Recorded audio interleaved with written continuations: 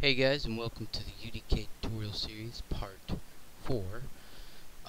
In this I'll be showing you how to add static meshes, which is basically just objects into the game. And I'll also expand this little thing right here out to create like a little walkway, and we can have some doors and stuff. Okay, so basically we're going to be needing to go back to the content browser here. And a static mesh is pretty much anything, like pretty much all objects. You know, you've got just all this kind of stuff. These are all static meshes. And you've got skeletal meshes too, which those are like animals or humans or whatever that would like be moving around and acting and running around and stuff in the level. But these things you just add in, and there's all kinds of static meshes. I don't think this is all of them. And there's also a static mesh editor too. You can edit these and make them become fractured, and I'll show you how to do that after I add one in. I'm going to find a door type thing to add to our little hole that we have in our wall. Let's see if there's anything good here. There's a chain link fence, but I don't really want to use that. Oh yeah, this right here, and this. I could add both of these in. I can actually use control, and I can add both of these in here. And I think, are they still selected? I want to make sure, yeah. And I can just drag, you know, okay, actually, I guess it don't work. I'll have to drag each of them individually then.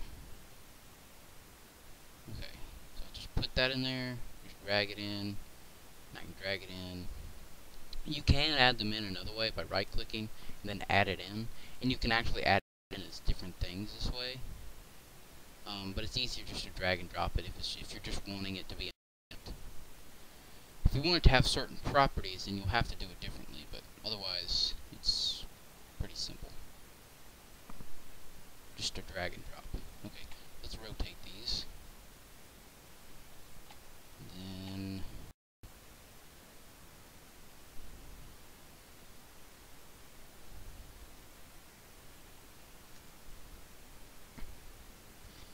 now I'll have to pull this one up. We'll have to scale these down. Typically you have to do that with static meshes, because whenever you make them or get them, you know, from wherever you create them in, they're typically not going to be the same size, you know, the exact size that you need them, and you're going to have to do a bit of scaling to get them to fit exactly. So we're going to go, first of all, and you can see these look different in these right here. And if you notice, there's, you know, all these triangles and everything that's right here. And you may think that with more triangles like this, these would be, you know, more memory hogging, and stuff like this is, but, you know, the actual static meshes for like walls, instead of the BSP, they're just pretty much just simple, you know, like two triangles or something, and it just continues on, unless there's, you know, fancy outjuttings, and it's not, but I just wanted to show you how that looked. We're going to get this level with the floor, and unfortunately on static meshes you can't right click and make it line up perfectly, so you have to actually manually line this up. And unlike BSP, static meshes, it's okay if they go through the wall a little bit, because they're designed to be able to interact with other objects, so it's not going to be too much of a problem.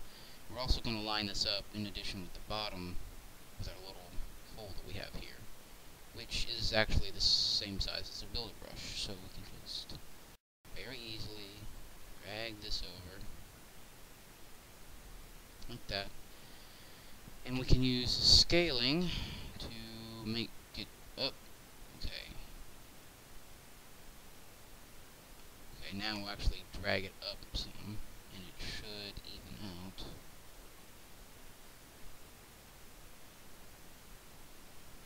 If I get it right. It just about, not quite. And then this one, we'll do the same. There we go. No, actually, that's not the same. That's not the same size. Gotta be very careful with the scaling. I don't need it too big. There we go. Actually, let me change my scaling degree down here, and I'll lower it a little bit. That way I can get more accurate scaling.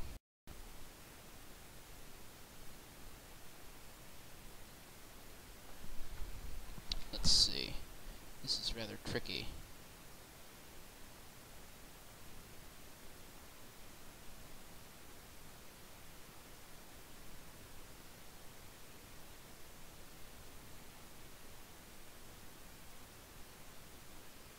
There. I'll do that and move it up. Okay, wait a second. Okay, what's this one? This one is 1.1823. So this one I'm going to set to 1.1823. Now I can use, I just gotta click right over here. 1.1823. 1.1823.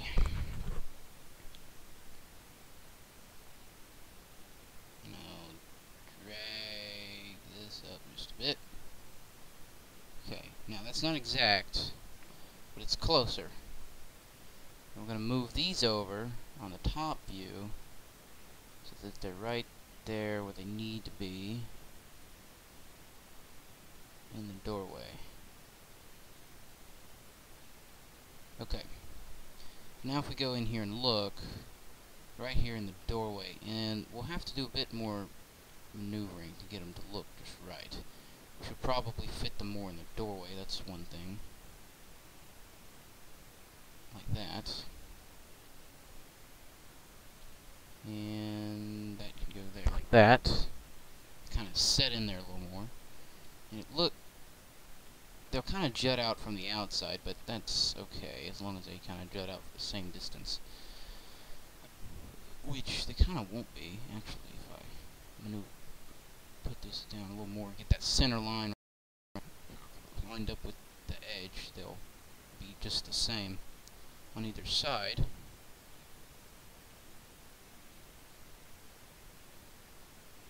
There. And let's see.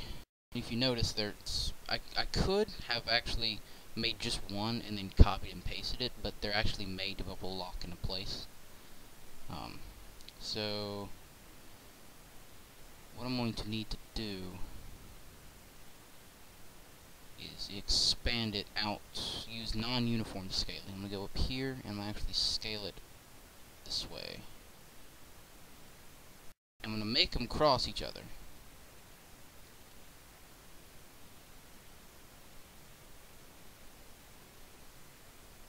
About like that. Now actually wait. I could make it like that.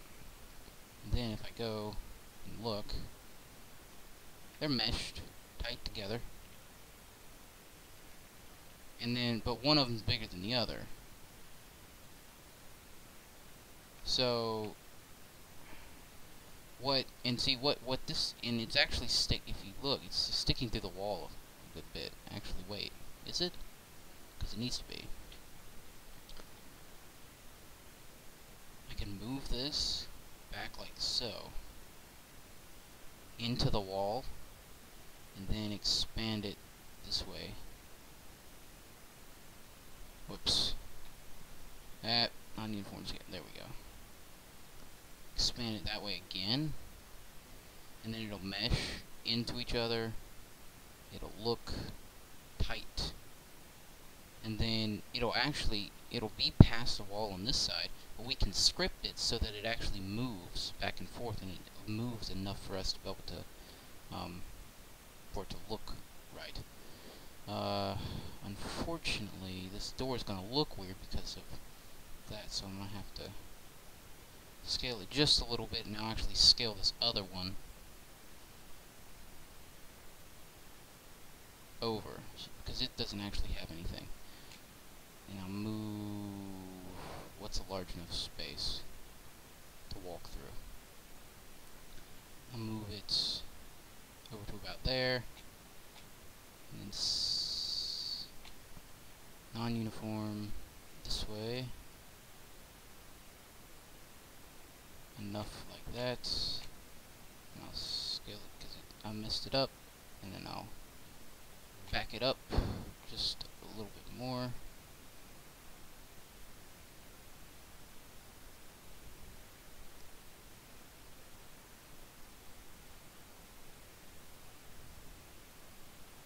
Okay, so there we go, and the wall extends that way too, but I'll be able to back this all the way up using scripting in the wall.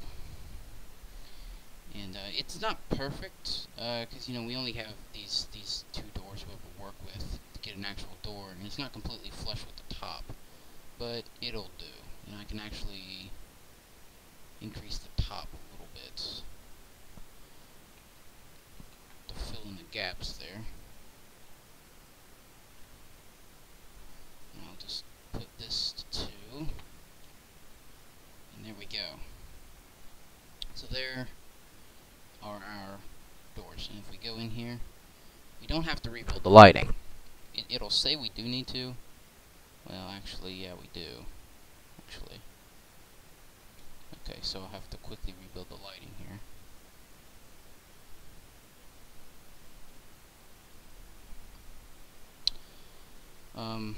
That shouldn't take too long, though.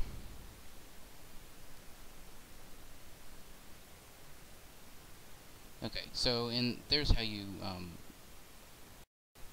put the static meshes in. The next thing I'll show you is the fractured static mesh tool, and that'll be about it. 'Cause static meshes, it's really pretty simple. You just place it in, and there you go. You edit it like I've done, and you get it to kind of fit with what you've got. And this is really simple. If you wanted it to look more realistic, I could get like some trim and stuff, but I don't really want to worry about that much. This isn't going to be anything fancy. There's actually like some trim I could put around this. Improvise with something and like build some railing to look like it actually moves along a track. I could put that all together, and like if I wanted to get even better, I would make the wall bigger to inset the door, and make it nice and thick. But I'm just working with what I've got right here, and that's fine. That's kind of what you have to do. So I mean, you could do any of that if you wanted to. You could like take just this one wall and use the geometry tool and click on the face of it and just pull it back this way, like towards you, until it mesh with these walls, and then do the same on the other side. And I'll show you that real quick, just so you know what I'm talking about after this gets done running the light. And of course I won't have to rebuild, because I won't keep it like that. I'll just keep it like it is for now. I'm not going to actually pull it. I'll just show you what I'm talking about. Come on, finish, please. Got a tutorial to do. This always takes so long, and it's just a simple level like this. And it gets worse and worse the more stuff you add. Of course, the lighting is so realistic, you kind of need it, but it's even worse if you don't have a light mass importance volume. Then it takes even longer.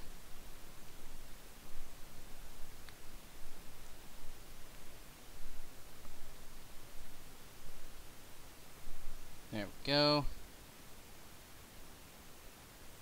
So now this is lighted correctly as well. If you notice, it takes on, this more rustic shape. And the outside is there's a couple spots where the lighting's peeking through, but it's not hardly peeking through anymore. And if you notice, because of all this other texture that's bouncing around, the walls actually match the room more, which is pretty important.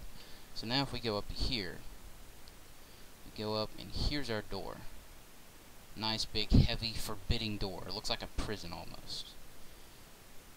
You've got your locks. It's sealed nice and tight. Looks nice and snug. And it expands past the door a little bit, but it's not too much of a problem. And it is a solid object. I can walk into it and I can't do anything. I can walk into it right here.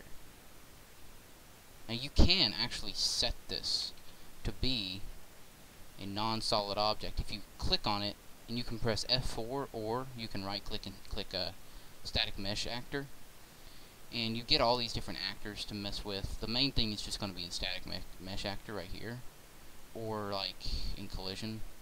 You can actually click collide, block all, or no collision. And if I select no collision, I'll go in here and I'll show you. The left door, I didn't do anything, so that'll still have collision enabled. I can do like this, and it's colliding. This one, on the other hand, I just went right through it.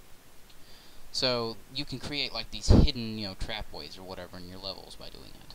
And you can actually just do block weapons, or all specific things.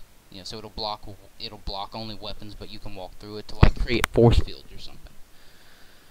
And then you've got all kinds of actors, which some of this I'll show you. This is actually used for lighting, and I'll show you some of that later on. I won't worry about that right now, because that gets pretty advanced.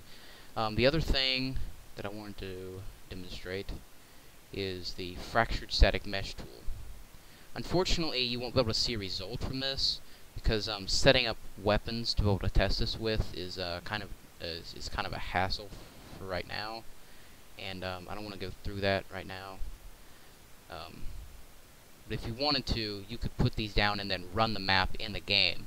Because whenever you download this, it comes with the game, like a tester thing, and you can just run the map that you just select the map whenever you open up the game, and you get weapons and stuff to test this out with.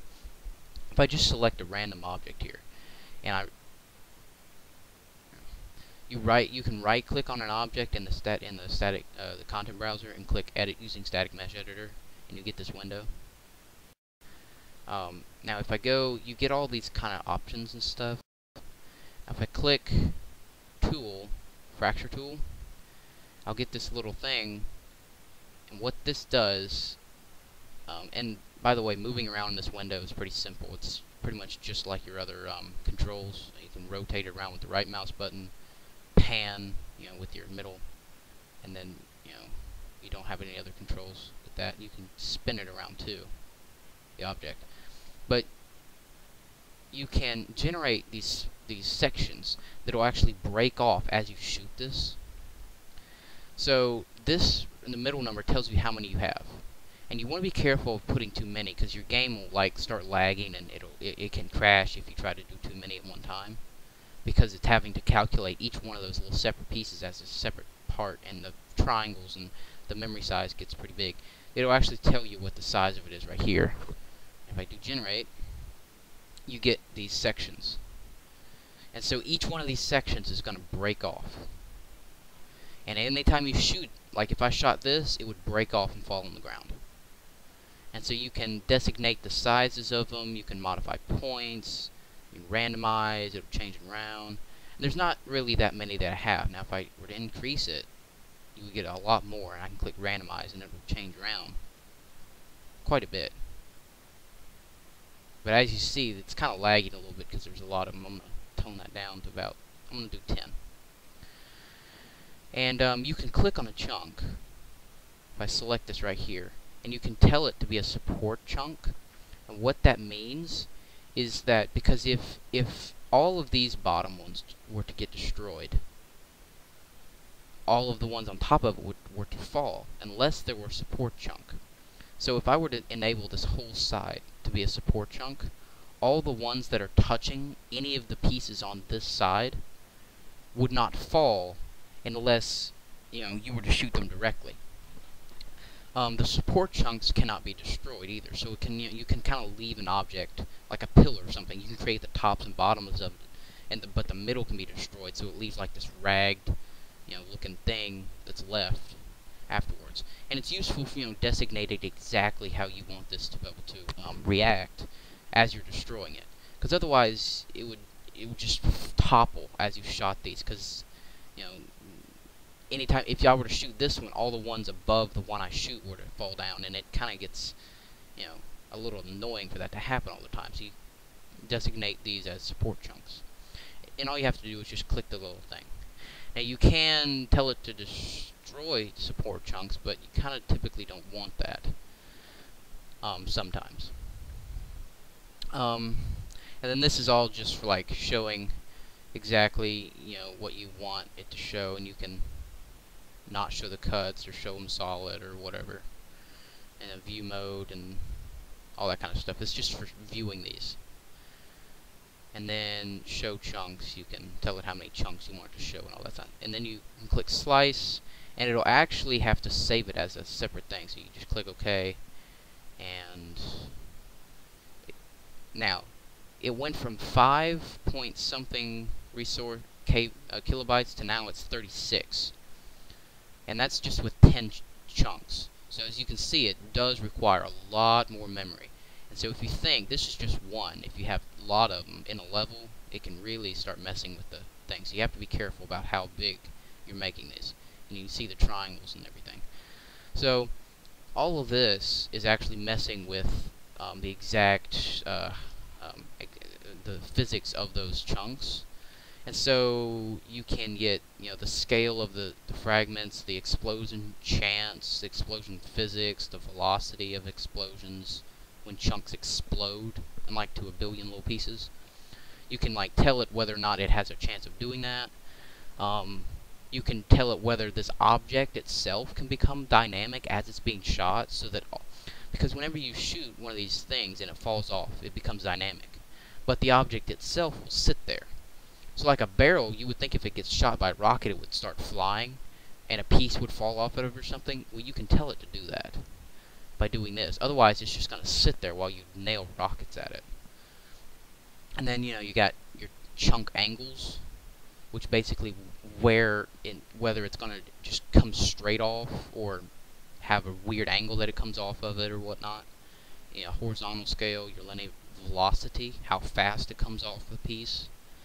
Composite chunks explode, and then your health, so your minimum and your maximum health, which is pretty important depending on what you're having. That's a pretty important thing right there. And